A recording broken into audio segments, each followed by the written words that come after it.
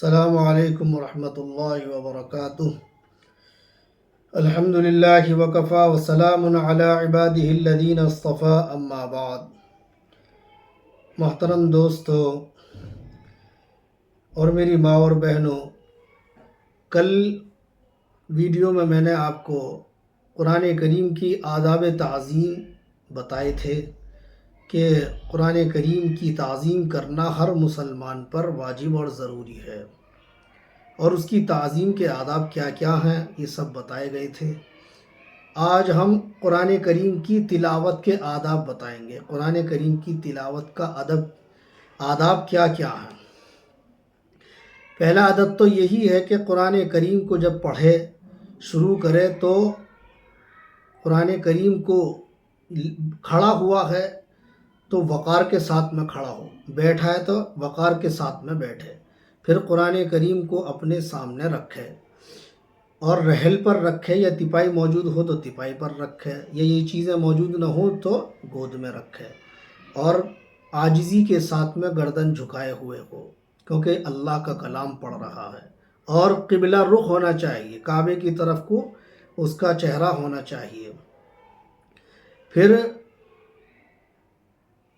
شیطان مردود سے پناہ چاہے، اعوذ باللہ اور بسم اللہ پڑھے، کیونکہ اللہ تبارک و تعالی نے قرآن میں فرمایا ہے فَإِذَا قَرَأْتَ الْقُرْآنَ فَاسْتَعِذْ بِاللَّهِ مِنَ الشَّيْطَانِ الرَّجِيمِ، کہ جب تم قرآن کریم کی تلاوت کرو تو شیطان مردود سے پناہ چاہ لو۔ اسی طریقے سے بسم اللہ پڑھے اعوذ باللہ کے بعد، کیونکہ اللہ تبارک و تعالی نے بھی بسم اللہ سے قرآن کریم کو نازل فرمایا ہے۔ جب پہلی آیت آپ پر نازل ہوئی ہے اقرأ بسم ربک الذی خلق، تو اللہ تبارک و تعالیٰ نے اپنے حبیب سے یہی فرمایا تھا کہ پڑھو اپنے رب کے نام سے۔ تو معلوم ہوا، ہمارے علماء دین نے اس چیز سے اخذ کیا ہے کہ بسم اللہ پڑھ لینا ضروری ہے، ہر کام شروع کرنے سے پہلے بسم اللہ پڑھ لینی چاہیے۔ حدیث پاک میں بسم اللہ کی بہت فضیلت آئی ہے، اور جب جس کام پر بسم اللہ پڑھ لی جاتی ہے وہ کام اس کام میں برکت ہو جاتی ہے، کیونکہ اللہ کا نام نہ لینا تو شیطان کا کام ہے، جب اللہ کا نام نہیں لے گا تو اس کام میں برکت کہاں ہوگی۔ تو بسم اللہ پڑھ لینی چاہیے، یہ قرآن کریم کے پڑھنے کے آداب ہیں۔ اسی طرح قرآن کریم کو تلاوت کرنے کی جو سب سے اچھی جگہ ہیں وہ مسجدیں ہیں۔ آدمی یہ کوشش کرے کہ میں قرآن کریم مسجد میں جا کر پڑھوں، اور اسی طریقے سے جب آیت سجدہ آ جائے، سجدے کی آیت آ جائے تو سجدہ کرے۔ بیٹھا ہوا ہے، بس بیٹھے بیٹھے سائیڈ میں ہو جائے، اور سائیڈ میں ہو کر اللہ اکبر کہتے ہوئے سجدے میں چلا جائے، سبحان ربی الاعلیٰ پڑھے 3 مرتبہ، اور پھر اللہ اکبر کہتے ہوئے سجدے سے سر اٹھا لے، آپ کا سجدہ مکمل ہو گیا۔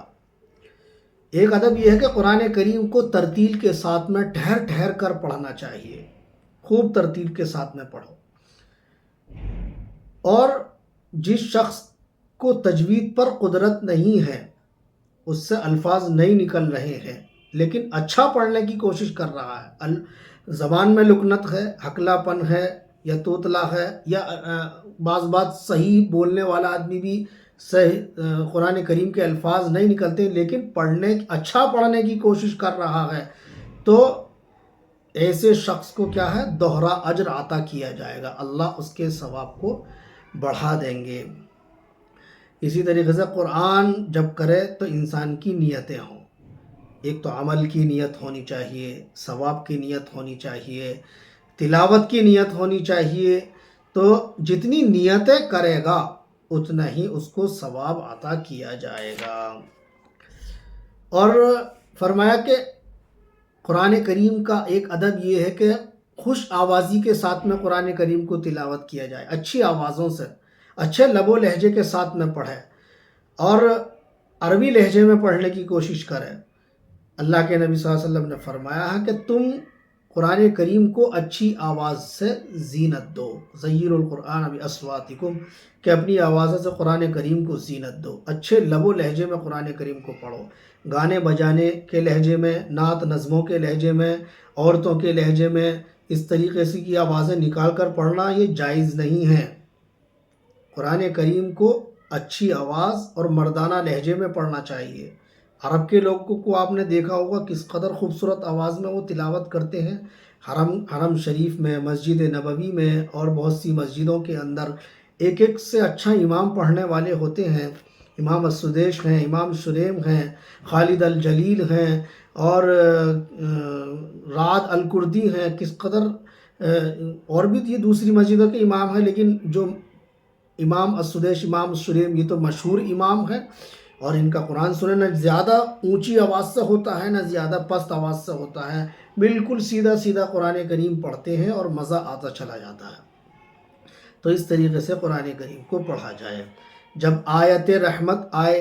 کوئی آیت رحمت کی آئے، جنت کی آئے تو اس پر خوشی کا اظہار کریں، اور جب کوئی جہنم کی آیت آئے، عذاب کی آیت آئے تو غم کا اظہار کریں۔ اور اسی طریقے سے جب رونا نہ آئے، ہمارے علماء نے فرمایا کہ رونا نہ آئے تو کم سے کم رونے کی صورت بنا کر پڑھیں، اور قرآن کو دیکھ کر پڑھنا افضل ہے اور بغیر دیکھے پڑھنا بہتر ہے۔ قرآن کو ایسی آواز سے پڑھو کہ ریا کا خیال نہ ہو، ریاکاری نہ ہونی چاہیے، کسی کو دکھلاوے کے لیے قرآن کریم کی تلاوت نہ کی جائے کہ میں قرآن کریم پڑھ لوں گا تو لوگ کہیں گے وہ بڑا اچھا قرآن پڑھنے والا انسان ہے، اور پھر اس سے آدمی کے اندر تکبر پیدا ہوتا ہے۔ اخلاص کے ساتھ میں عمل ہو، نیت ہو کہ اخلاص کے ساتھ میں قرآن کریم کو پڑھے، صرف اللہ کی رضا کے لیے قرآن کریم کو پڑھا جائے۔ دوسروں کو دکھانے کے لیے، ریاکاری کے لیے قرآن کریم کو پڑھنا یہ صحیح نہیں ہے۔ آدمی اکیلے میں کھڑا ہوا نفلیں پڑھ رہا ہے تو وہاں اس کا ایک آنسو نہیں ہے،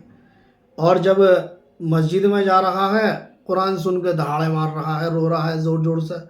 کہ مجھے بڑا رونا آ رہا ہے، لوگ مجھے دیکھیں گے کہ بھائی واقعی یہ قرآن کریم کو سمجھنے والا ہے اور اس کو بڑا رونا آ رہا ہے، اور اکیلے میں اس کا کوئی وہی نہیں ہے، اسے معلوم ہی نہیں ہے کیا پڑھ رہا ہوں، اور کوئی بس لوگوں کے سامنے دکھاوا ہے۔ تو اس طریقے سے یہ صحیح نہیں ہے، جائز نہیں ہے ریاکاری کرنا، اس میں کوئی ثواب نہیں ہے، ثواب ختم ہو جاتا ہے، اللہ کے یہاں پہ اسے کوئی اس کا بدلہ نہیں ملے گا ریاکار کو۔ تو یہ میرے بھائیو دوستو بزرگوں، یہ قرآن کریم کے آداب ہیں جو میں نے آپ حضرات کے سامنے بتائے ہیں، اور آپ حضرات ان پر عمل کریں